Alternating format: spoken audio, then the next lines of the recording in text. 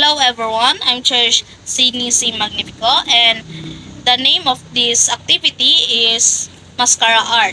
And the learning competency of this activity is to construct a mask out of cardboard, glue, found materials, bilao, paper plates, strings, seeds, and other found materials for a celebration like the Mascara Festival of Bacolod. And the learning objectives of this lesson: in the end of the lesson, students will be able to recognize that the Mascara Festival is a cultural celebration for the Philippines, and also use colors, shapes, and decorations to create a personalized mascara mask, and develop fine motor skills by cutting and gluing materials to create the mask. And sa procedure na paghimo nako, nag nagdrawing ko og pattern sa mask, and then gipilit na ko siya sa cardboard.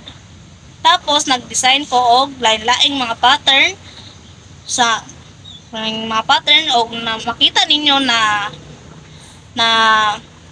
na simple lang ang mga color na akong gigamit. Kay aron mas dali nila ma-recognize og dali pud nila maisip or makagama sila og ilahang design.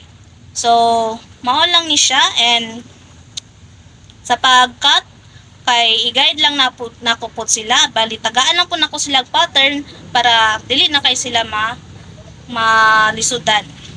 And thank you.